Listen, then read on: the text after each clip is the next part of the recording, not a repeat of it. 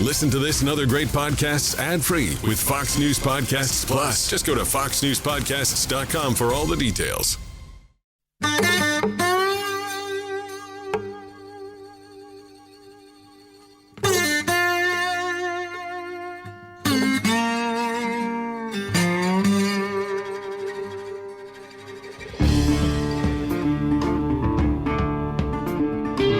Hey, this is Trey, and thank you for joining us for another Tuesdays with Trey.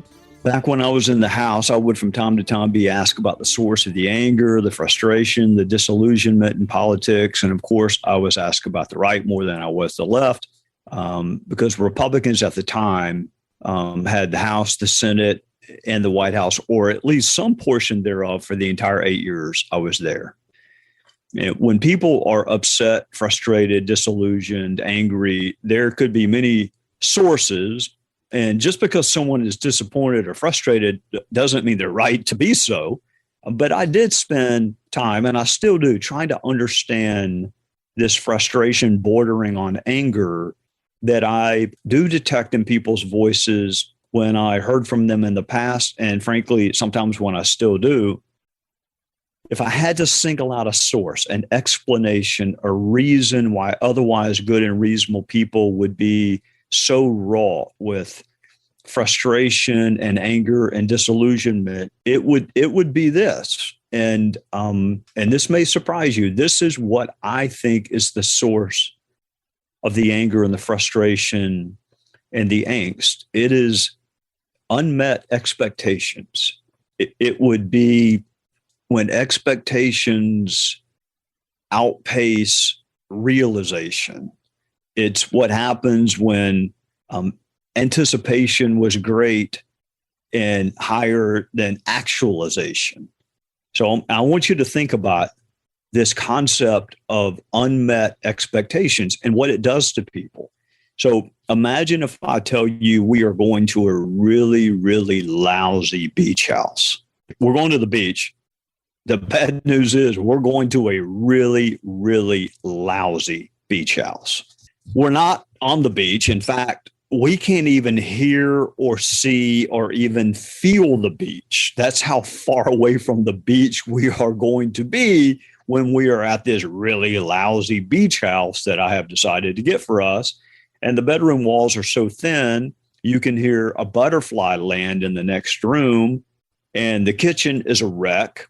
And the stairs are falling down, and I'm almost positive the house is haunted, and it's where Halloween and Friday the 13th were both filmed. So if I describe it that way, you have a certain expectation in your mind, and you may be disappointed at the house I picked, but at least you're prepared on the front end.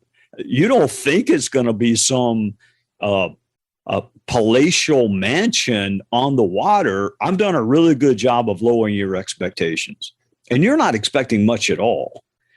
In fact, if I do a really good job of setting your expectations, you actually might be pleasantly surprised even when you get to this dump of a beach house, because your mind was conditioned to expect something even worse.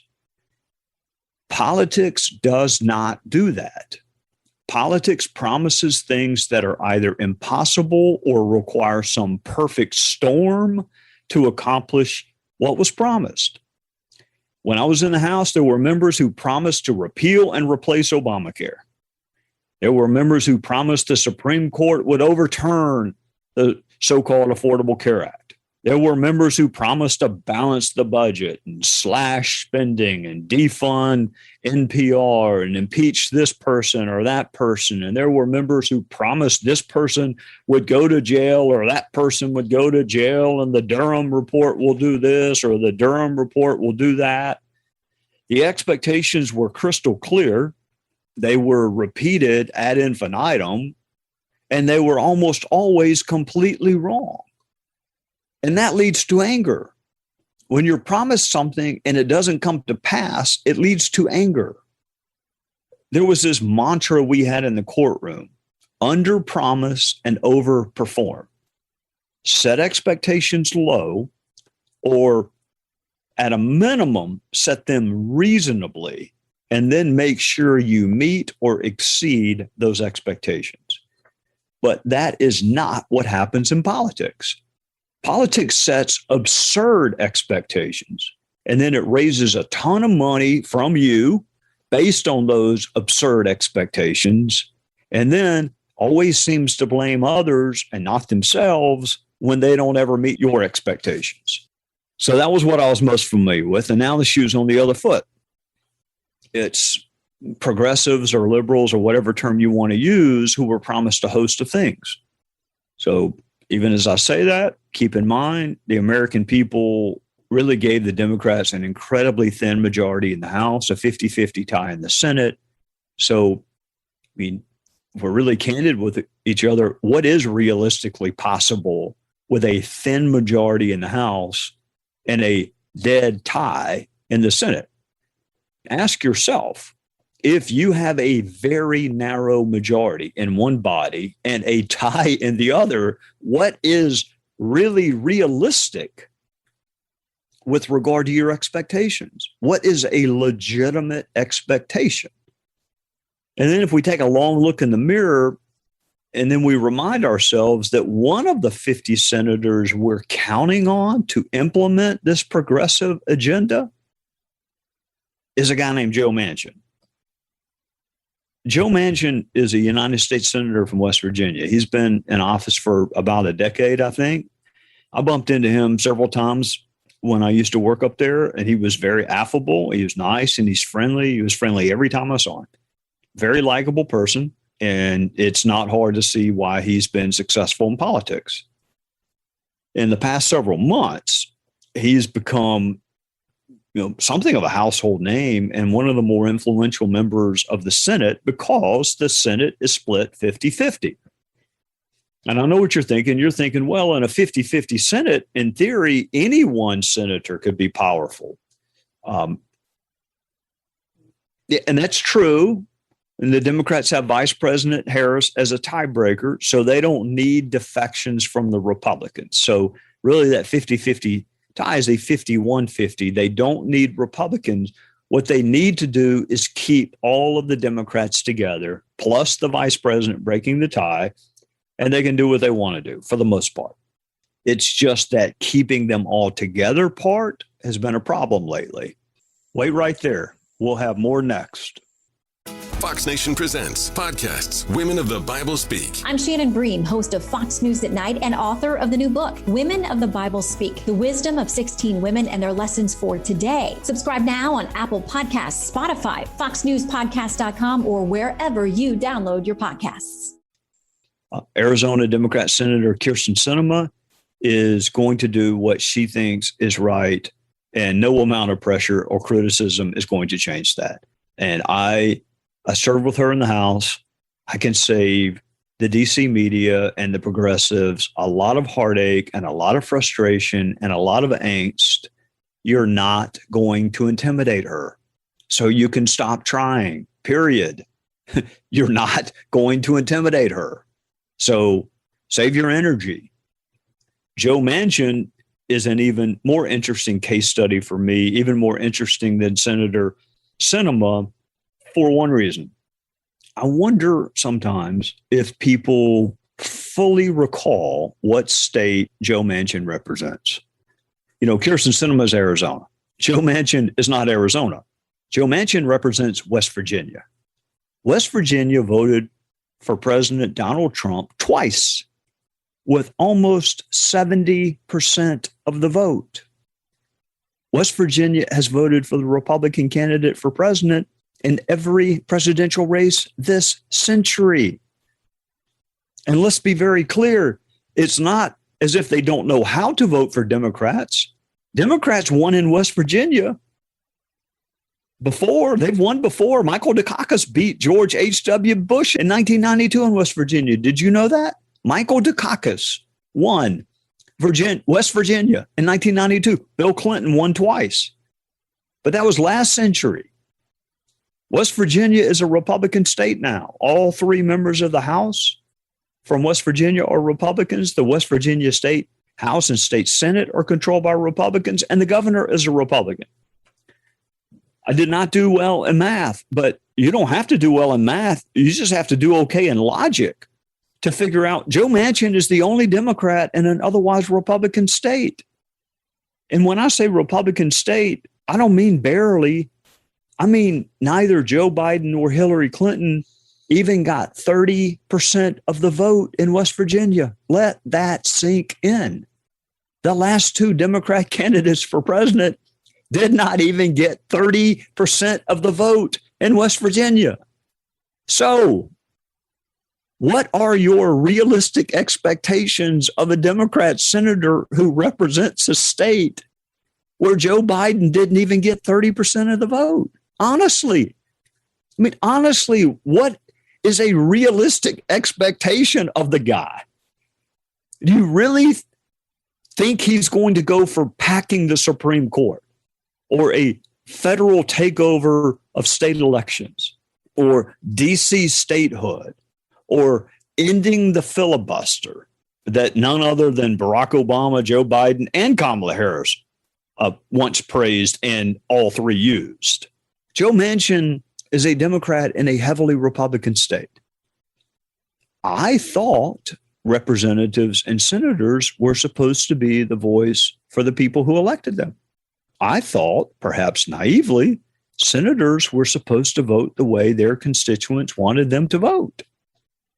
I thought, perhaps naively, that was the whole purpose of having a representative democracy. It may very well be that Joe Manchin doesn't believe in what's being propounded and advocated for on the left these days. It may very well be that. I don't know. I do know this. It is most assuredly true that people he represents do not believe in it. So back to this notion of realistic expectations. Is it really that surprising that Joe Manchin votes like a man who is the last Democrat standing in an otherwise ruby red state?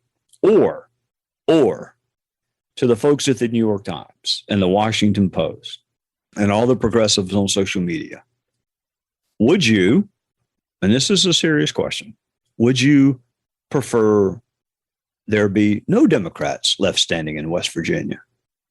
Would you prefer control of the United States Senate flip to the Republicans? Because the only reason the Democrats control the United States Senate right now is because of the only Democrat that can possibly be elected statewide in a ruby red state. So if you get really, really frustrated with him, then we're happy to replace Joe Manchin, but it's not going to be with a Democrat, which means Joe Manchin is the only thing standing between you and Mitch McConnell being the majority leader again. So the media and the hard left, the progressives are welcome, I guess, to be disappointed in Joe Manchin. I just think it's incredibly naive that you would be surprised. So you go ahead, be disappointed. Just don't be naive enough to be surprised. I'm going to leave you with one other fact about West Virginia, and I want you to think about this when you hear people calling for Joe Manchin to do all of the things on the progressive Christmas list. I want you to guess how many counties Joe Biden won in West Virginia. We already know he lost the state. We already know he didn't even get 30% of the vote in the state. How many counties did Joe Biden win in West Virginia? I'll give you a hint. It's 0, not a single one. So the moral of the story is politicians should be more realistic and honest about the expectations they set. We, the voters, should be very skeptical when we listen to politicians set expectations. Sometimes it sounds like they are selling us a mansion on the beach with Corian countertops, and they can't deliver it. I, for one, would prefer if they just be honest and say, this is what we're going to try to do. This is what we think we might can do. This is what we cannot currently do, but perhaps we can try in the future. This is what we're working toward. But that's not what they do. And it is wrong to set unrealistic expectations. It's wrong for them to do it. And it's increasingly wrong for us to not know better. We would be wise to know the track record is not good and adjust our expectations accordingly. When others continue to disappoint us by setting unrealistic expectations, yes, it is their fault for setting those unrealistic expectations. But we also should, by now, know better and adjust our expectations accordingly. Speaking of expectations, I expect to see you again next Tuesday on Tuesdays with Trey. Have a great week.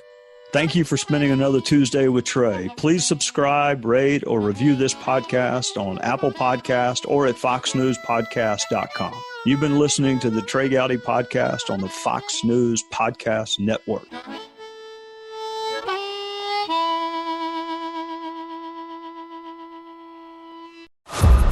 A lot of my friends basically went to work for the cartels right off the bat. Ed Calderon spent his career confronting Mexico's ruthless drug cartels face to face. Nightly raids on different houses and places where people were suspected of storing drugs. The former paramilitary law enforcement officer was born and raised in what he calls one of the most heavily trafficked cities on the planet, Tijuana. The vehicle carrying this man, the assistant chief of Tijuana's municipal police, sits riddled with bullets. He was found probably 12 hours later with his ID screwed into his forehead, tortured into death, basically. It scared the out of all of us. Ed acquired a set of unique survival skills that has earned him the nickname the Sneak Reaper. A bag of tricks that make special operators nervous and maybe even a little jealous. In exactly 2 minutes, I'm going to start putting more restraints on you. Hurry the up! One of his more signature strengths is teaching people how to avoid being kidnapped or how to increase your odds if you aren't as lucky. Everybody's capable of being dangerous at any time, even if they're handcuffed, even if they're bound. What makes you dangerous is your nature. In The Alchemy of Violence, Narcos, Reapers, and Survival, Ed talks about facing the real Grim Reaper. We were being targeted. People had eyes on us. And explains how his brushes with true violence have changed him and how he's used that alchemy to find and help others. Listen to the complete season of Alchemy of Violence on Fox News Podcast Plus starting July 12th. Fox News Podcast Plus is our new subscriber-based offering without commercials, includes bonus content, and exclusive shows like this one, exclusively on Apple Podcasts. Visit foxnewspodcast.com